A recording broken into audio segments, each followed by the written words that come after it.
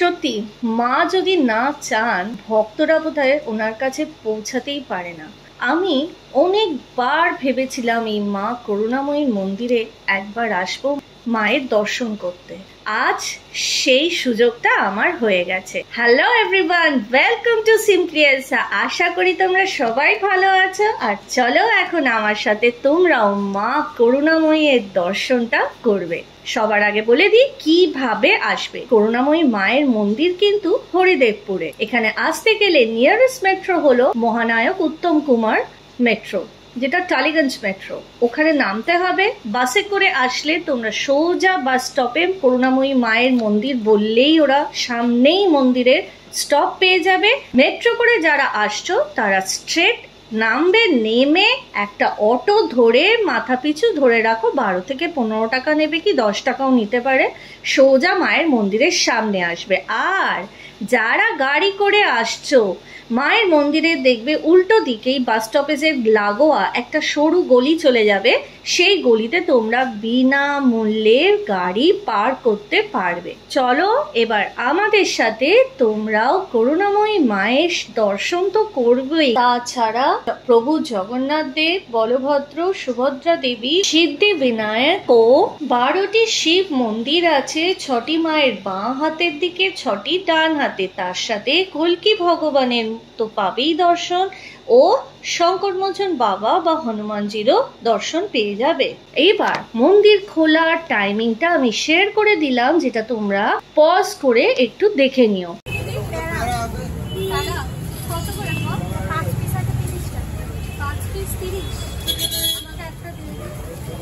লাড্ডু আছে? হ্যাঁ লাড্ডু আছে। লাড্ডু কত করে পিস? 10 টাকা করে। আচ্ছা, যে যেরকম নেবে তো। আর এই ধূপ? এটা 5 টাকা, এটা 10 টাকা হবে না। কোনটা 10 টাকা দিদি? এইটা 10 আর এই দুটো হচ্ছে 20 টাকা করে। ছোট জবার মালা দিয়ে দিন। আর হ্যাঁ একটা জবার মালা। সকালে 6টার সময় খোলা হয় আর 7টা থেকে পুজো স্টার্ট। আচ্ছা, আচ্ছা। আর সন্ধ্যেবেলায় কটায়? সন্ধ্যেবেলায় 4টের সময় খোলা হয় মন্দির, 5টা থেকে পুজো স্টার্ট হয়, 9টা পুজো। আচ্ছা, যখনই আসি না কেন পুজোটা হবে। আর ভোগ কখন হয়? ভোগটা হচ্ছে ভিতরে গিয়ে কোন সিস্টেম আছে, অমাবস্যা টাইমে ওইখানে ভোগটা হয়। ও রোজ হবে না? রোজ ভোগটা পাওয়া যায়? ভোগটা তো অমাবস্যার সময় টাইম চেঞ্জ হয়ে যায়। হ্যাঁ হ্যাঁ, রোজ ভোগের ব্যাপারটা কি? আচ্ছা আচ্ছা, ঠিক আছে, থ্যাংক ইউ। সবার প্রথমেই শঙ্করমোচন বাবা হনুমানজির মন্দির আছে, যেখানে তোমরা যখনই মন্দিরে আসবে পুজো দিতে পারবে। ও হ্যাঁ, বলে রাখি মায়ের মন্দিরে যখনই আসবে তোমরা সব সময় পুজো দিতে পারবে। তো চলো এবার আমার সাথে তোমরাও মায়ের দর্শন করো। চিন্ময়ী রূপ করুণাময়ের মন্দিরে গর্ভগৃহের সামনের দেওয়ালে রয়েছেন 10 মহাবিদ্যার 10 বিদ্যা বা 10 দেবী। গর্ভগৃহের পাশে আছেন শ্রী শ্রী ঠাকুর রামকৃষ্ণ পরমহংসদেবের মন্দির। সেখানে রয়েছেন প্রভু জগন্নাথ দেব, বলভদ্র ও সুভদ্রা দেবী, ও তার পাশে আছে শ্রী রাধা কৃষ্ণের বিগ্রহ। তাছাড়াও আছে রামকৃষ্ণ দেব, স্বামী বিবেকানন্দ ও সারদা মায়ের ছবি।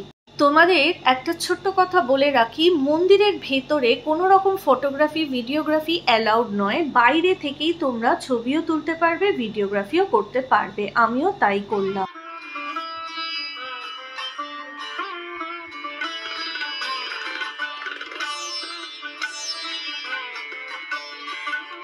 প্রভু জগন্নাথ দেব, বলভদ্র, সুভদ্রা দেবী যেখানে আছে সেখানে রথও কিন্তু হয়। দেখো সামনেই রথযাত্রা, রথ ওদের অলরেডি তৈরি করাই থাকে। আর এখানে সন্ধ্যাকালীন ভজনও ভক্তরা এসে গায়। এবার চলো 4 চালা বিশিষ্ট মহাদেবের 12টি শিব মন্দির প্রদক্ষিণ করে দেখি। মন্দিরের চারিদিকে পোড়া মাটি অর্থাৎ টেরাকোটার কাজ দিয়ে মহাদেব ও মাতা পার্বতীর পৌরাণিক কথা চিত্রিত করা আছে। এবার চলো জেনে নিই এই মন্দিরের ইতিহাস। সাবর্ণ রায়চৌধুরীর বংশের অন্যতম জমিদার শ্রী নন্দ দুলাল রায়চৌধুরী এই মন্দির প্রতিষ্ঠা করেন। তার পরপর 3 পুত্র সন্তানের পর এক কন্যা সন্তানের জন্ম হয়। তারই নাম রাখেন করুণাময়ী। কিন্তু মাত্র 7 বছর বয়সেই করুণাময়ীর অকাল প্রয়াণ ঘটে। স্বাভাবিকভাবে তার পিতা কন্যা হারানোর শোকে ভেঙে পড়ে। একদিন রাতে তার কন্যা করুণাময়ী নন্দদুলাল বাবুকে স্বপ্নাদেশ দেন যে পরদিন ভোরবেলায় আদি গঙ্গার ঘাটে একটি বট গাছের তলায় একটি কোষ্ঠী পাথর দিয়ে মূর্তি করে মন্দিরে প্রতিষ্ঠা করতে। সেই মূর্তিতেই চিরদিন চিন্ময়ী রূপে করুণাময়ী বিরাজ করবেন।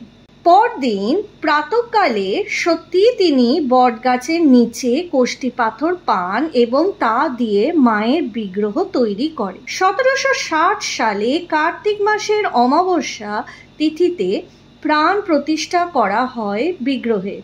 নির্মিত হয় নবরত্ন বিশিষ্ট মা করুণাময়ী মন্দিরের। সংরক্ষণের অভাবে এই নবরত্ন মন্দির ধ্বংস হতে থাকে।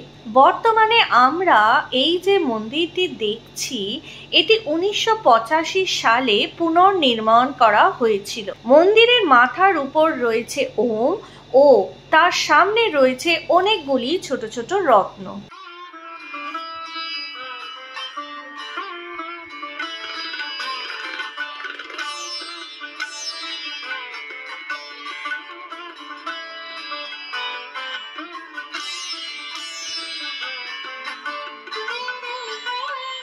এটা মনস্কামনা বৃক্ষ।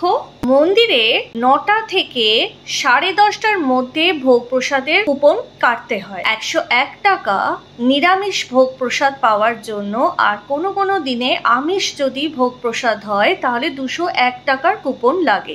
এমনিতে প্রত্যেক শনিবার করে প্রত্যেক মানুষ বিনামূল্যে মায়ের ভোগ গ্রহণ করতে পারবে। বিনামূল্যে মায়ের বেনারসি শাড়ি মন্দিরের কর্তৃপক্ষেরা গ্রামে গিয়ে দান করে থাকে। আর সকল ভক্তদের জন্য মায়ের নিত্য যে শাড়ি পরে সেটাও তোমরা নিয়ে যেতে পারবে, কিন্তু আধার কার্ড মাস্ট ও একটি করে ছবি লাগবে। একটা ফর্ম ফিল আপ করতে হয় এবং বিনামূল্যে তোমরা মায়ের শাড়ি নিয়ে যেতে পারবে। এবার চলো বিষ্ণুর দশম অর্থাৎ অন্তিম অবতার ভগবান কল্কির দর্শন করে নিই। মন্দিরের ডান হাতেই পড়বে এই সোভেনিয়ার শপ, যেখানে তোমরা করুণাময়ী মায়ের ছবি কিনতে পারবে, যা শুরু 20 টাকা, 30 টাকা ও 40 টাকা। তাছাড়া রয়েছে গোপালের জামা ও বিভিন্ন রকমের গ্রন্থ। আজকের সন্ধ্যাটা এইভাবেই আমাদের কাটলো তোমাদের সাথে, আর আশা করি ভিডিওটা তোমাদের ভালো লাগবে। See you in the new horizon with our next destination. If you want to know more about our travel series, then do become a part of our Simply Elsa family by subscribing to our channel. Don't forget to click the bell button so as to stay updated with our latest content. And if you found our video informative, then do like, share and comment down your queries and suggestions. We'll definitely check them out. Also, if you are interested in the eateries we cover on our trip, do subscribe to our second channel, APAB Foodies, wherein we would share the videos shortly. Link given in the descriptions below.